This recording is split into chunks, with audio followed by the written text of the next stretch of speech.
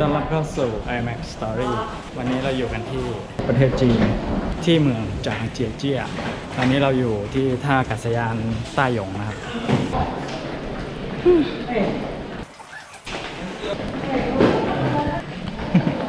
สำหรับทริปนี้ก็เราซื้อทัวร์มานะครับก็ขึ้นเครื่องบินจากสนามบินสุวรรณภูมิเขานัดตี 1:30เครื่องออกตี 4ครับเหนื่อยมากก็ใช้เวลาเดินทางประมาณ3 ชั่วโมงครึ่งซึ่งเวลาที่นี่เร็วกว่าประเทศไทยชั่วโมงหนึ่งเดี๋ยวเราหลังจากผ่านตม.แล้วเราก็จะไปต่อกันที่เมืองที่ชื่อว่าฟ่งหวงโอ้อันนี้ด้วย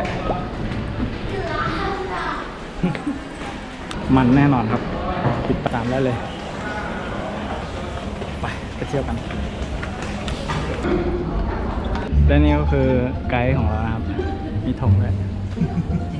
ไม่ใช่ครับอันนี้พี่โชตินี่ก็คือไกด์ตัวจริงของเรานะครับสวัสดีครับคุณเจเดี๋ยวจะพาเราเที่ยวตลอด4 วันนี้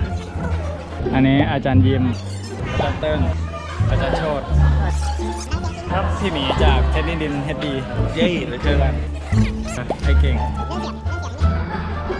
แถวเรียงนัมเบอร์ทุกท่านนะครับตั้งแต่เบอร์1ถึงเบอร์สุดท้ายนะครับผมก็ตอนนี้ไกด์พาเรามาผ่านตม.นะครับเดี๋ยวหลังตม.เราเจอกัน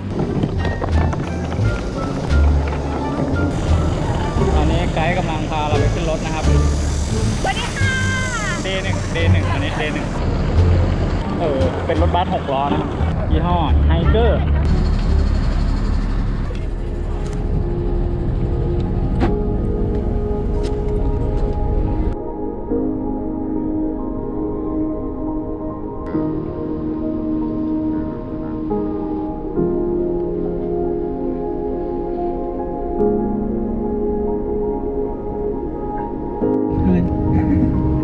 นิดนึงนะเดี๋ยวช่วงบ่ายมีเวลาให้ทุกท่านได้พักผ่อนนะครับแต่ว่าช่วงเช้านี้เดี๋ยวเราไปเที่ยวกันก่อนนะครับก็เดี๋ยวก่อนอื่นเลยนะครับเจขอแนะนำตัวทุกท่านอย่างเป็นทางการก่อนนะครับสวัสดีครับเจนะครับชื่อจริงชื่อธเนศพันธนากิจนะครับชื่อเล่นชื่อเจนะครับหรือคนส่วนใหญ่เรียกเจมมา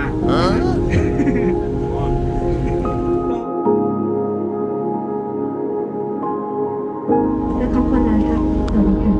สวัสดีค่ะ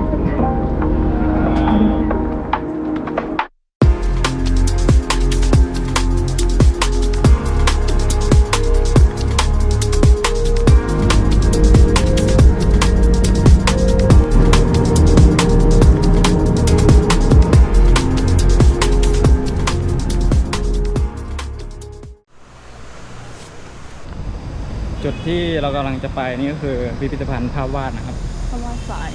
ภาพวาดอะไรนะทรายพิพิธภัณฑ์ภาพวาดทราย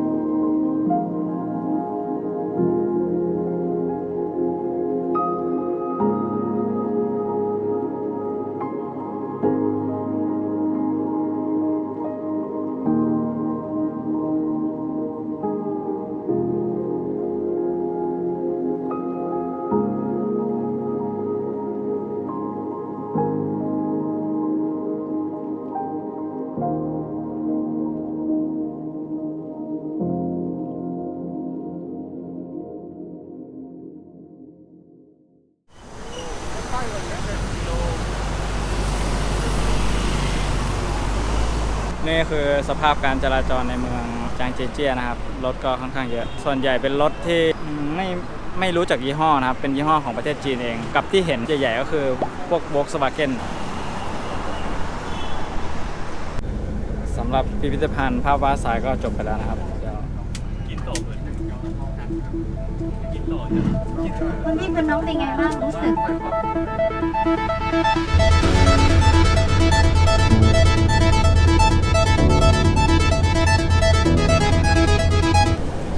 สำหรับ ที่ต่อไปของเราก็คือตลาดใต้ดิน ไม่รู้ว่าเป็นยังไงบ้าง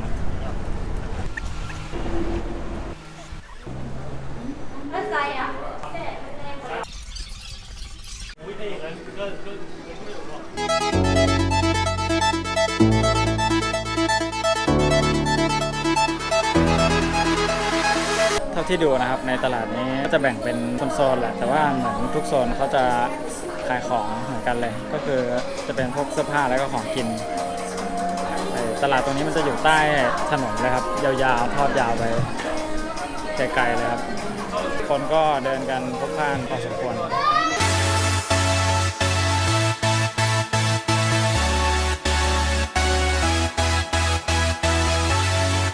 แล้วก็เท่าที่ดูนะครับคือเขาพูดภาษาจีนอย่างเดียวเลยไม่พูดภาษาอังกฤษเลยถ้าจะซื้อของก็ค่อนข้างลำบากนะครับ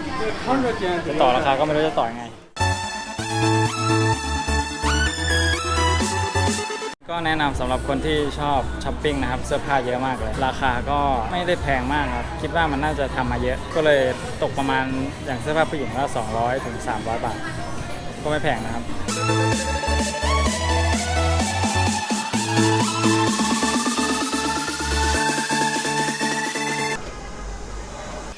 ตัวอย่างเขาก็มีรีไซเคิลด้วย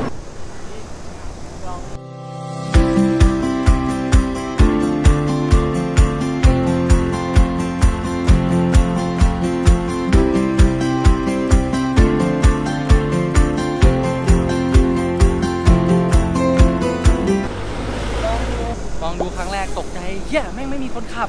มองไปอีกทีเอ้าเฮียพวงมาลัยอยู่อีกฝั่งนึง ใช่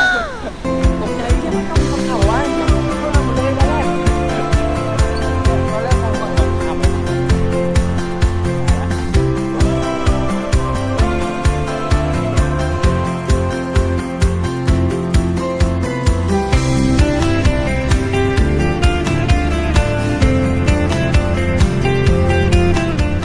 ตลก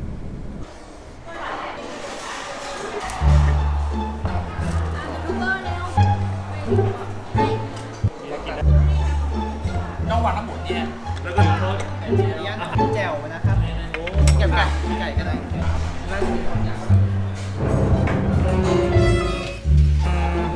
รสชาติแปลกๆแต่ว่าอร่อย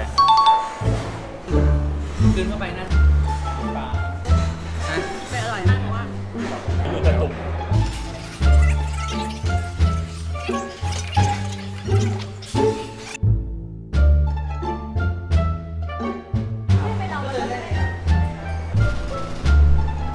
ก็ถือว่าเป็นร้านอาหารที่ค่อนข้างโอเคนะครับ ได้ลองของแปลก รสชาติก็โอเคนะครับ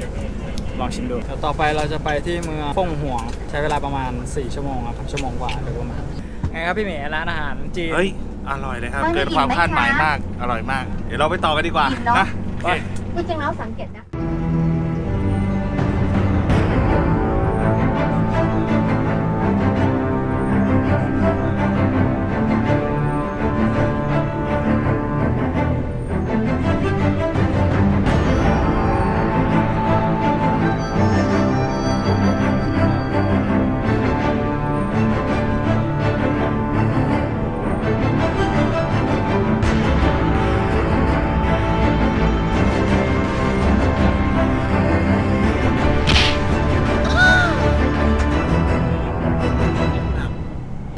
แล้วเราก็มาถึงเมืองที่มีชื่อว่าเฟิ่งหวง เขาบอกว่าแปลว่านกหงส์นะครับ เดี๋ยวไปเดินเล่นกัน ไปดูว่ามีอะไรบ้าง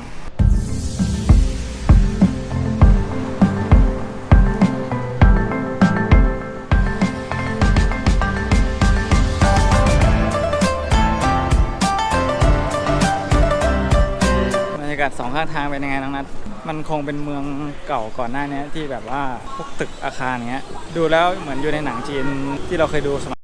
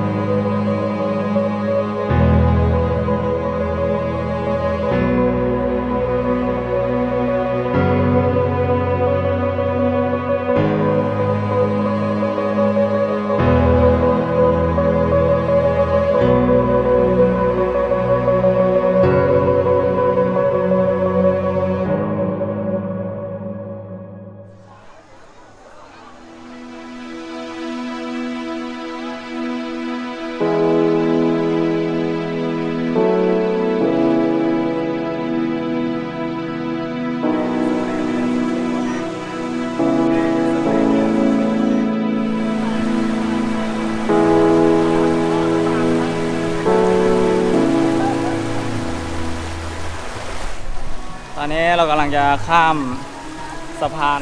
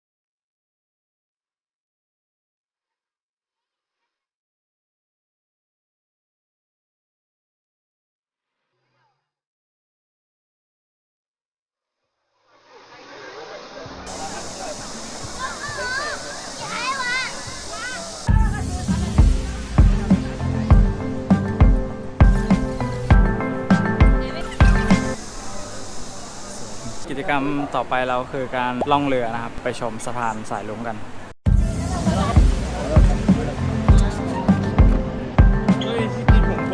เวลานั่งเรือยาวมือจับ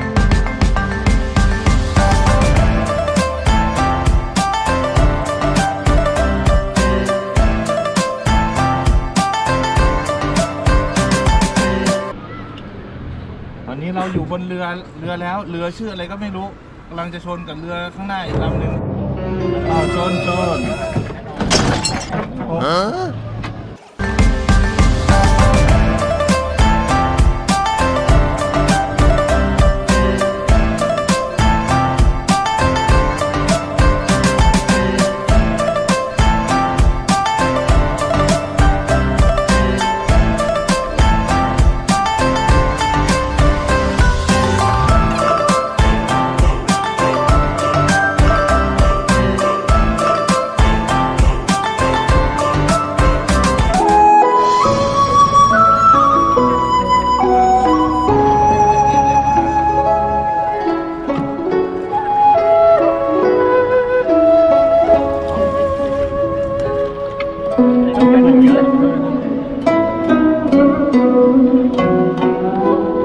ตอนนี้ผมก็อยู่บนเรือกับพี่มีนะครับ แล้วก็กับเพื่อนๆอีก10 คน นี่โดยการนำของ IMAX Story นะฮะ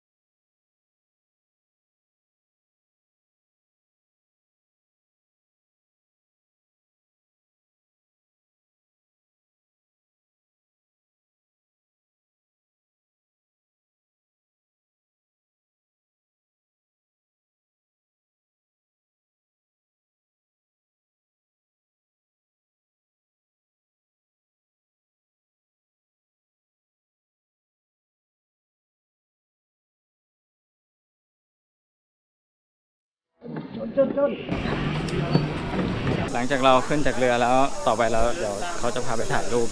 ตามเข้าไปแล้วกัน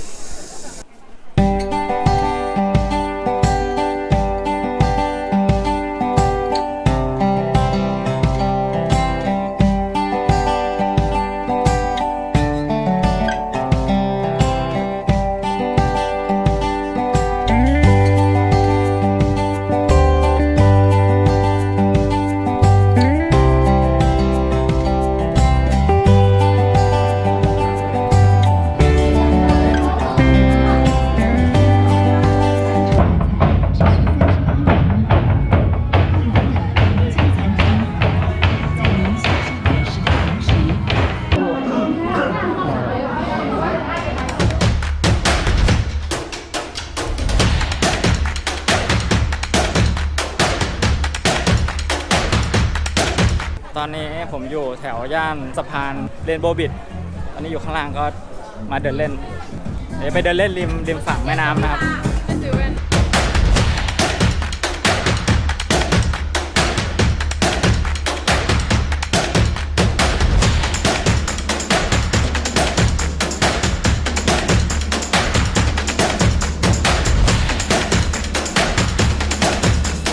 แถวนี้ก็เป็นย่านพวก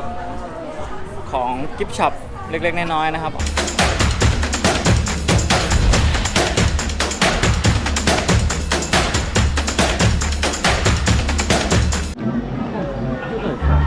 ป็นไงบ้างครับสำหรับ Day 1ที่จางเจเจียฝากไว้ด้วยนะครับ อย่าลืมกดไลค์กดติดตามสู่ 300 Subscriber แล้วเจอกัน Day 2 ครับ บ๊ายบาย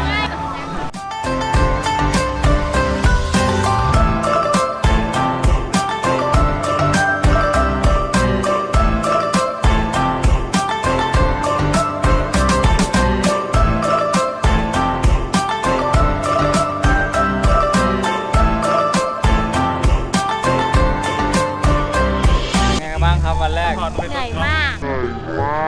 ก็ได้กินของหลายอย่างส่วนใหญ่แล้วไม่ค่อยถูกปากเท่าไหร่แต่ก็ได้หลากหลายดี ตอนนี้กินก็เยอะ นอนก็น้อยก็รู้สึกมึนๆแปลก รู้สึกง่วงเพราะนอนน้อยมาก ร้อนด้วย อ้าว บอกความรู้สึกของคนร้อนสั้น 读万事书，不อยู่ 不语行万里路ชีวาดิลู เอาใหม่อีกรอบ ๆ แล้วก็ไม่แปลด้วย เดินทางไม่ใช่ อ่านหนังสือหมื่นเล่มยังไม่เท่าเดินทางหมื่นลี้ โอเคครับ ตามนั้นเลย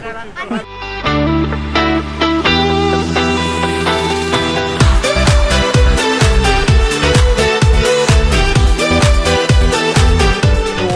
ภูเขาเทียนเหมือนทาน เทียมบริการนะใหญ่สูงหน้านะแม่งมีสัตว์ที่ มันสูงมาก รู้แล้วใครกลัวไอ้เหี้ย มันสูงมาก